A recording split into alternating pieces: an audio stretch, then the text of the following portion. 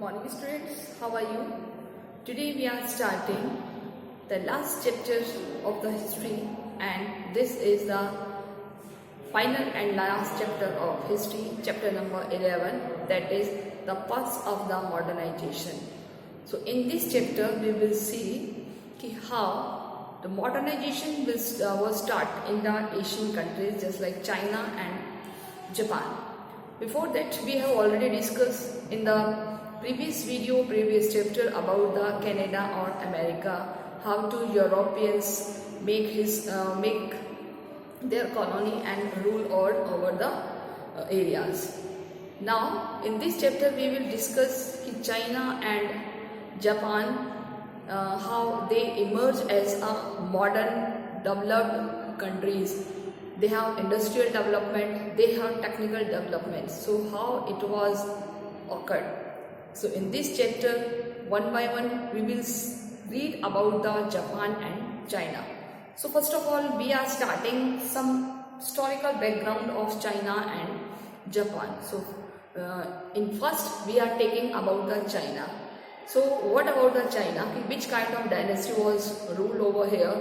And the last dynasties, how Chinese peoples, how within the China have occurred a civil war, or how Japan was developed. So we will see in this starting introduction. So first of all, I am giving just starting. So history, and today's topic is chapter number 11. Clear? The last chapter. So first of all, I am giving some introduction of the content.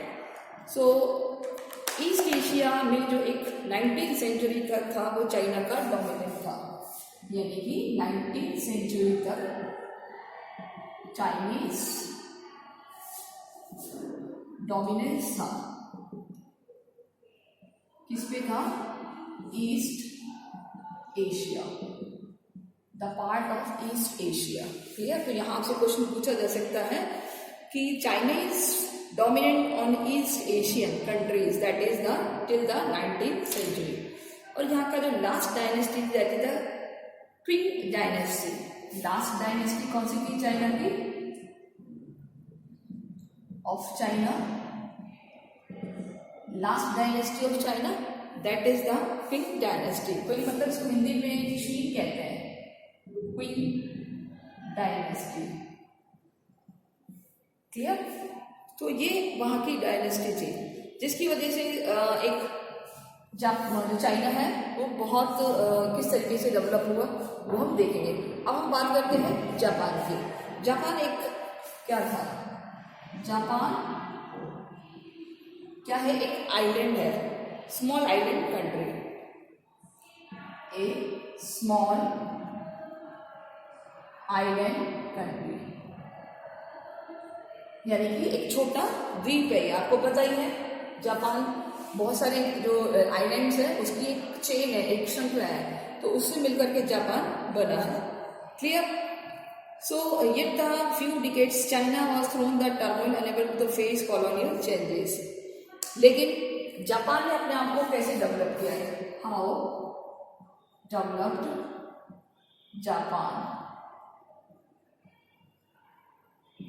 अगर हम Japan की बात करें तो Japan ने अपने आप को कैसे डेवलप किया है, तो सबसे पहले हम बात करें जापान की कि Japan other hand the successfully nation state कैसे बना है? Creating industrial economy.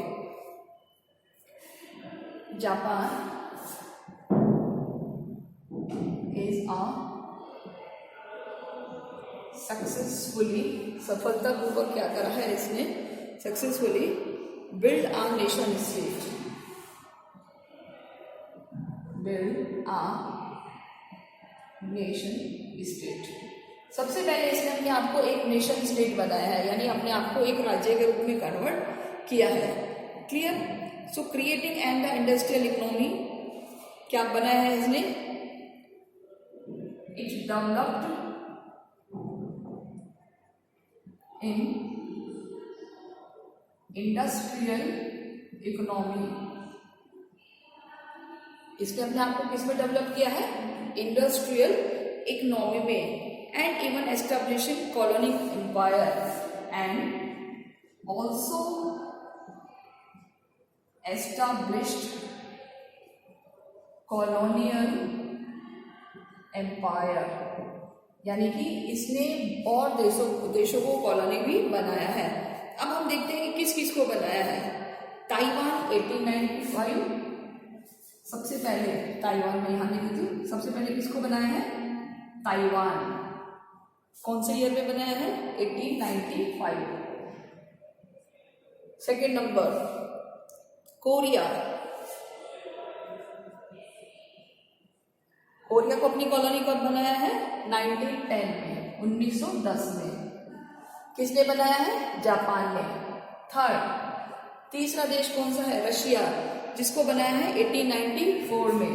रशिया 1894। तीन देश हो गए। और फोर्थ देश कौन सा है?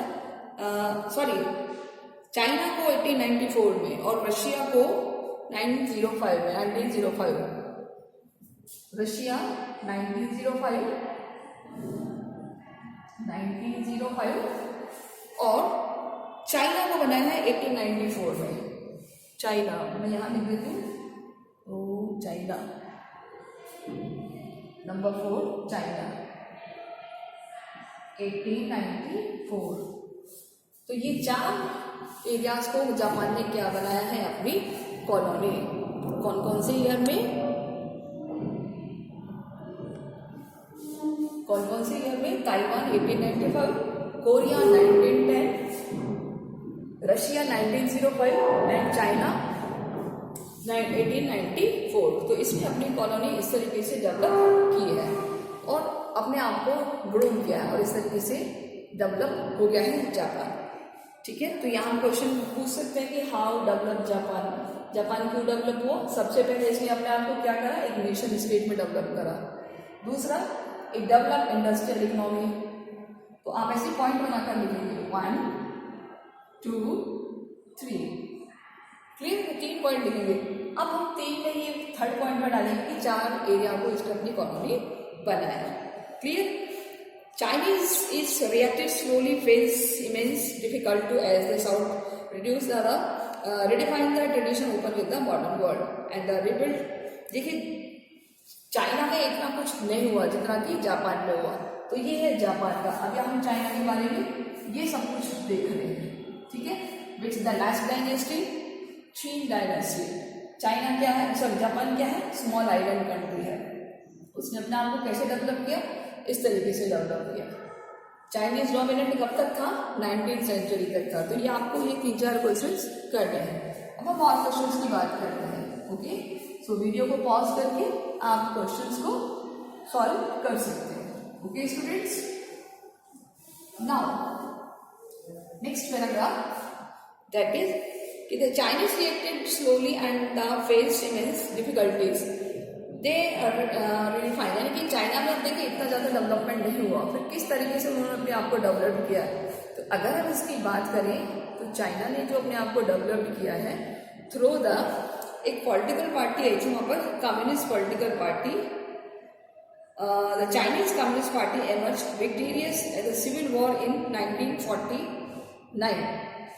अब मैं आपको ऐसे बता देती हूँ, ये चाइना की पॉलिटिकल पार्टी है, Chinese political party. Name of Chinese political party कौन सी है? Chinese communist party. कौन सी ईयर में बनी है? 1925 में बनी है। Which year? 1925 में। लेकिन क्या है, वहां पर एक सिविल वॉर हुआ था। Civil war in China 1949। कौन से ईयर में हुआ है? 49 में हुआ है। तो उस सिविल वॉर में चाइनीज की जो ये पार्टी है उसने जीत हासिल की है और end of the 1970 the Chinese leader felt that the ideological system war retiring economic growth. यानी कि 1970 तक लोगों को समझ में आ गया लड़ने से कुछ नहीं होगा, जो ये हमारी इकोनॉमी है इसको हमें मोर एंड मोर डेवलप करना है। सो जब तक हम इसको मोर एंड मोर डेवलप नहीं करेंगे तो हमारे यहाँ इस तरह की सिचुएशंस ऐसे ही चलती रहेंगी। सो दैट्स वाई कि हमें क्या करना है। तो उन्होंने क्या इसके लिए एडवाइस करा है कि this led to the wide ranging reforms in the economy and brought to the capitalism. उन्होंने कहा कि हमें क्या करना होगा, हमें इकोनॉमिक रिफॉर्म्स करने होंगे। We try to the economic reforms and adopt to the system of capitalism. Capitalism यानी कि हमें पूंजीवादी व्यवस्था को अडॉप्ट करना होगा। जब तक हम अपनी आइडियोलॉजी में चेंज नहीं करेंगे तब तक हमें डेवलपमेंट नहीं मिलेगा। और इसके अलावा free market even as the communist party retain political control, कि कुछ पॉलिटिकल कंट्रोल के साथ लोगों को व्यापार करने की पूरी छूट होनी चाहिए। तो इस तरह का कुछ रिफॉर्म्स करने के बाद कम्युनिस्ट पार्टी ने की है और एटलीस्ट क्या हो गया कि वहां पर उसके रिगार्डिंग शुरुआत भी हो गई थी। अब हम वापस से जापान का एक सीन देखते हैं।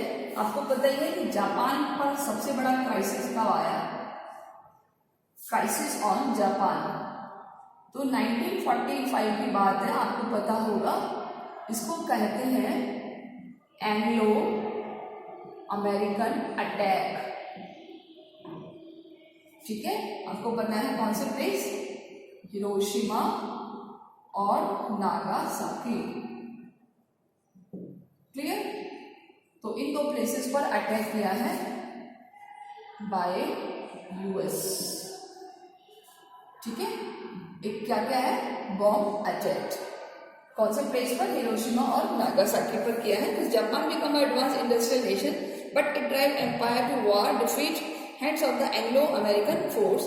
The US occupation marked the beginning of the more democratic political system. Japan rebuilt economy and emerged as 1970 the main economic power. और वापस से 1970 में क्या बन गया, in 1970 redeveloped their इकोनॉमी। यानी जापान ने क्या डेवलप किया है, अपनी इकोनॉमी को रीडेवलप किया है, दोबारा से बनाने की कोशिश की है। अटैक कौन से हुआ, 1945 में। सबको पता है कि जब हिरोशिमा और नागासाकी पर अटैक हुआ था, ये जापान के दो शहर हैं। 1945 में अमेरिका ने इनके ऊपर बॉम्ब गिराया था, जिसकी वजह से बहुत ज़्यादा नुकसान हुआ था और उस नुकसान की भरपाई काफ़ी सालों तक जापान को करनी पड़ी थी, जिससे उसको बहुत सारा इकोनॉमिक लॉस हुआ था। बहुत सारी चीज़ें थी जो इस अटैक से ख़त्म हो गई थी। तो यूँ मानिए कि जापान को वापस से अपने आप डेवलपमेंट करना पड़ा और उसने 1970 से अपनी इकोनॉमी में चेंज करना वापस से शुरू कर दिया। दोबारा से उसकी इकोनॉमी ग्रो होनी शुरू हो गई। Okay, so Japanese path of the modernization was built the capitalist principle and took place within the world dominated by the Western colonialism. So Japanese experience was justified by the call of the resist of the Western domination and the liberating Asia. The development underlined the strength of tradition and the Japanese institution. और इस तरीके से जापानी institutions हैं जिसका एक influence most of world के part पर देखने को मिलता है। So clear students, ये एक छोटा सा एक इंट्रोडक्शन है जापान और चाइना का। अब हम बात करेंगे कि हमें इनका एक हिस्टोरिकल बैकग्राउंड कैसे मिलता है, क्या है वहाँ पर, क्योंकि ये चीज़ें कब हुई हैं, कैसे हुई हैं, हमें क्या पता इनका। तो हमें कुछ इकोनॉमिक सोर्सेज मिले हैं। आपको आप इसमें इस तरीके से नोट्स बना करके भी लिख सकते हैं, आप क्वेश्चन की फॉर्म में भी सॉल्व कर सकते हैं। Remember this all things are very important. Okay, so first of all China और एंड जापान में व्हाट इज कॉमन थिंग, दोनों में क्या कॉमन है, कॉमन अबाउट हिस्ट्री।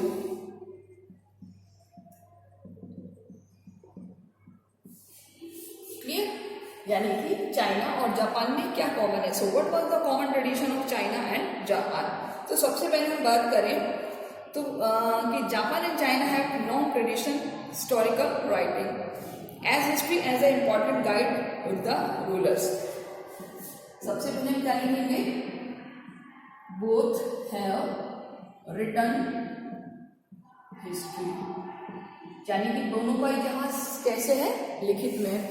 आप ये मानिए फिर इसका मतलब जो राइटिंग स्क्रिप्ट है, जो लेखन की कला है, शैली जिसे हम कहते हैं, वो चाइना में और जापान में बहुत पहले डेवलप हो गई थी, यानी कि वहाँ के लोग बहुत ज़्यादा लिटरेट थे। ठीक है, so history was important guide for the rulers. History was an important यानी कि वो क्या कर रहा है कि वहां की जो हिस्ट्री वो बहुत इंपॉर्टेंट रोल प्ले कर रहे थे, guide for the rulers, guide for the rulers. Clear? आगे क्या लिखते हैं, the past provide stand by the which they would जज, past provide the knowledge of judgement की, यानी कि हमको कैसे जज करना है। And rulers establish official department, rulers established official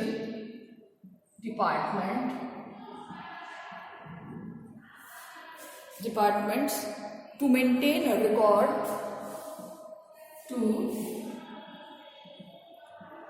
maintain records and, यानी कि जो रूलर्स थे वो ऑफिस डेवलपमेंट करते थे, ऑफिशियल डेवलपमेंट करते थे, डिपार्टमेंट बनाते थे, ताकि वो लोग क्या कर सके, रिकॉर्ड को मेंटेन कर सके and right dynastic histories and right dynastic का मीनिंग होता है एक के बाद दूसरा राजा, दूसरे के बाद तीसरा राजा, यानी कि एक डायनेस्टी के बाद दूसरी डायनेस्टी, दूसरी के बाद तीसरी डायनेस्टी, यानी कि किस तरीके से डायनेस्टीज बदलती है, डायनेस्टी हिस्ट्रीज, उनके इतिहास को लिख सके। क्लियर? तो ये चीज बहुत कॉमन है दोनों में, किसमें, चाइना में और जापान में, कि बोथ हैव रिटन हिस्ट्री, दोनों का इतिहास लिखित में मौजूद है। हिस्ट्री एक इम्पॉर्टेंट रोल प्ले करती थी गाइड्स को रूल करने में, क्योंकि पास्ट प्रोवाइड करता है कि किस तरीके से जज किया जाए, निर्णय किस तरीके से दिया जाए, कि सपोज किसी राजा ने किसी बात को किस तरीके से रिप्रेजेंट किया, किस तरीके से उसने अपना डिसीजन सुनाया, तो हमें पहले की जो राजा थे उनकी डिसीजन से ही पता चलता है। अगर वो रिकॉर्ड है तो इसका मतलब हम उनको सब पढ़ करके समझ करके रूल कर सकते हैं। आज कोर्ट में भी यही होता है, तो same just follow by the Japan and China. इसके अलावा जो रूलर्स होते थे वो ऑफिशियल डिपार्टमेंट एस्टैब्लिश करते थे, जिनका काम होता था इतिहास को लिखकर रखना, ताकि आगे आने वाली जनरेशन कुछ सीख सके। तो दोनों में ये बातें कॉमन थी। अब हम बात करते हैं एंशिएंट हिस्टोरियन इन चाइना। यहां से क्वेश्चन पूछा जाएगा, सबसे पुराना हिस्टोरियन कौन है चाइना में? तो सब हम लिखेंगे सिमा चियन। सिमा चियन भी बोलते हैं, QIAN, सिमा चियन। क्लियर? तो ये वहां का सबसे पहला सबसे पुराना हिस्टोरियन था जिसने इतिहास लिखना शुरू किया था। अब देखिए टाइम भी देखिए कब दिया हुआ है, 145 से 90 BC। Consider the greatest historian the early China. Japan और Chinese culture influenced as to the history being given the similar importance. So one earliest act as the Meiji government was established. अब Japan की बात करते हैं तो China में होगी in Japan मेजी गवर्नमेंट, यानी मेजी का जो रूल्स था उसने शुरू किया था। Meiji government was established in 1869। 1869। A Bureau of Collect Report, यानी ए ब्यूरो मतलब ऑफिस, ब्यूरो मतलब office,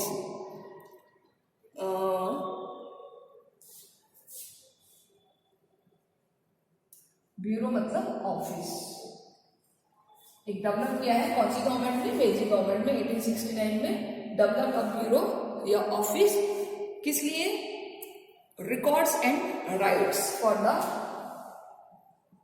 the records and rights, लिखने के लिए और रिकॉर्ड करने के लिए जापान में। Okay, now the great respect of their written words literacy algorithm values. So this means the wide range of the written materials, official history, scholarly writing, popular literatures, religious texts, painting, publishing were important. मतलब कि each and everything was available in written as a record, which will help to provide an important role in the knowledge for the history. Next we will see कि the modern scholar built a worker, the Chinese intellectual, that is the Liang Huaqiu and the Kyumei Kunitake, one of the pioneer modern history in Japan. देखिए Liang क्वाचे, अब हम बात करते हैं, ये तो tradition का था, अब हम मॉडर्न की बात करते हैं। सो मॉडर्न हिस्टोरियन,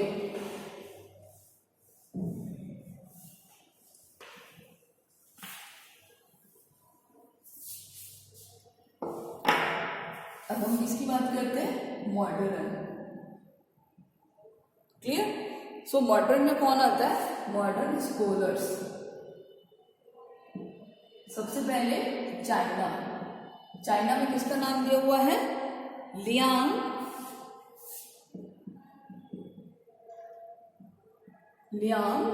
और है कुइचो।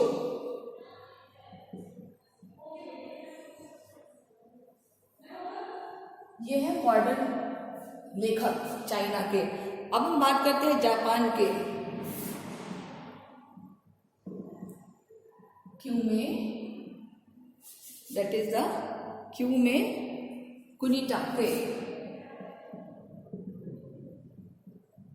ठीक है, ये जापान के हैं। तो modern scholar built a work of Chinese intellectual such as the Quan Liang और the Kume, the pioneer of the modern history of Japan, as well as the earlier writing European traveler. इसके अलावा Italian की अगर हम बात करें, Italy में किसने लिखा है, मार्को पोलो। मार्को पोलो ये कहाँ का है राइटर, इटली का है मार्को पोलो, जो कि चाइना में रहा है। मार्को पोलो इन चाइना कब तक रहा है, दैट इज 1254 से 1254 से, सॉरी ये तो इसका बर्थ है, चाइना 1274 से 90 तक, 1274 से 1290 तक, इतने साल तक इसने चाइना में बिताए हैं। इसको ट्रैवलर भी कहा जाता है, इटालियन ट्रैवलर।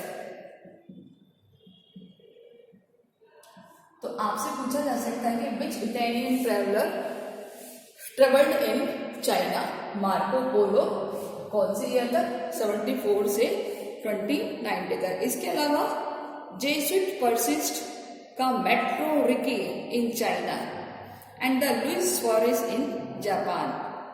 तो ये दोनों भी आपको नाम याद रखने। All whom rich account of these countries also benefit from the writing in the Christian missionaries and the 19th century, whose work provided valuable material for the understanding those who countries. Clear? तो इस तरीके से ये हमें याद रखना है। अब एक और चीज आती है, that is the Naito Konan, the role of Naito Konan. देखिए who was Naito Konan, Naito Konan देखिए जापान से थे, लेकिन चाइना के ऊपर उन्होंने वर्क किया, leading Japanese scholar of China. Clear? So Naito Konan's writing influence scholars world wide using the new tools of the western history. क्या था इन्होंने? Using new tools for writing history, इतिहास लिखने के लिए इन्होंने नई पद्धति का यूज किया है। एंड इसके अलावा अगर हम बात करें, and long tradition studying China as well, bringing in the experience of journalist there, और जर्नलिस्ट को भी यहाँ पर इन्होंने प्रमोट किया है। So he had to establish the department of oriental studies in Kyoto university in 1907। इन्होंने एक डिपार्टमेंट डेवलप किया है। ही डेवलप्ड ए डिपार्टमेंट, कहाँ पर, जिसको, किसके लिए? डिपार्टमेंट फॉर ओरिएंटल स्टडीज के लिए, ओरिएंटेड स्टडीज के लिए। ओरिएंटल स्टडीज मतलब पुरानी पद्धति की पढ़ाई के लिए, हिस्ट्री की जानकारी के लिए। कहाँ पर? Kyoto university, in Kyoto university, which year? 1907, 1907 में। सो यहाँ हमें ये लॉन्ग क्वेश्चन प्रिपेयर करना है कि leading Japanese scholar of China, Naito Konan writing influence scholars world wide, इन्होंने वर्ल्ड वाइड लिखना शुरू किया है using the new tools on the history. Naito build a long tradition studying China as well as bringing the experience as the journalist. इसके अलावा यहाँ पर इन्होंने जर्नलिज्म को डेवलप भी किया है ताकि किसी न किसी तरीके से उस हिस्ट्री को और ज़्यादा वेरीफाइड किया जा सके, और ज़्यादा ग्लोरीफाइड किया जा सके। एंड आफ्टर दैट उन्होंने एक डिपार्टमेंट डेवलप किया है, उन्होंने एक विभाग बनाया है क्योटो यूनिवर्सिटी में ओरिएंटल स्टडीज़ के लिए 1907 में, ताकि स्टूडेंट्स आए और वहाँ पर उसका अध्ययन कर सके। Clear? And so in Schneiderlin, he argued that the Republican government offered a Chinese to way end of the aristocratic control to establish power that excited since Sung dynasty was either rivalated local society. Reform must begin. In some a Chinese history strength what would make modern and the democratic Japan. In so had an important role play in the China. और इस तरीके से China में जो उन्होंने है play an important role for the development their history. So after this, whenever they have to start their history, they write their achievements, they write their success, they write their frustrations. So most of these learned a person की how to the settle, किस तरीके से रहना चाहिए, किस तरीके से उनका सिस्टम डेवलप होना चाहिए. So these things tell us, guide us for a better future. So why we are reading history? Because history provides a path for the success. History alert us to make sure that we should not repeat the mistakes whichever inhaled in the past. So whenever we will learn from the history, so most of result is that mistakes will not come. So after that, it is our greatest way to look at a better future. So in this content, यही हमें बताया गया है कि Chinese और Japan अपने एक लिखित ऐतिहासिक पृष्ठ से किस तरीके से अपने आप को डेवलप करते हैं, एंड आफ्टर दैट वो जो डेवलपमेंट है वो किस तरीके से उन देशों को एक बहुत बड़ा देश बनाते हैं. क्योंकि आज हम जानते हैं कि चाइना एंड जो जापान की इकोनॉमी है वर्ल्ड की ग्रेटेस्ट इकोनॉमी में काउंट होती है, और इसके अलावा वो इकोनॉमी उनको डेवलप करने में भी हेल्प करती है. सो क्लियर स्टूडेंट्स, ये एक छोटा सा एक इंट्रोडक्शन पार्ट था about the China and Japan. Next content में हम इनका एक छोटा सा इंट्रोडक्शन पढ़ेंगे, फिजियोग्राफिक डिविजन्स का, फिजियोग्राफिक पोजिशंस का, कि what about the position of China and what about the position of Japan. वो रिवर्स, माउंटेन्स, लैंग्वेजेस, खान पान सब कुछ आ जाएगा. यहाँ पर तो आपके मोस्ट फेमस वर्ड जिसको हम कहते हैं मोमोज, वो वर्ड भी आएगा आप लोगों के लिए कि चाइना से मोमोज कैसे निकले हैं, दुनिया के और देशों तक पहुँचे हैं, जिसको डिमसम कहा जाता है। हम यहाँ मोमोज बोलते हैं, वहाँ डिमसम कहा जाता है। तो किस तरीके से डिमसम पूरी दुनिया में स्प्रेड हो गए हैं, ठीक है। तो नेक्स्ट कंटेंट में we will see about the introduction of China and Japan and food, clothes, languages, physiographic positions, सबके बारे में हम इनमें पढ़ेंगे। And after that we will see both of industrial development. So till then take care, goodbye. Solve all the question in your notebook, whether it will be in a notes form or whether it is in the question answer form. It is your choice. So each and everything is important, so do it regular और clearly अपना work complete करें. So I think आपको ये content समझ में आ गया होगा. Okay student, thank you so much.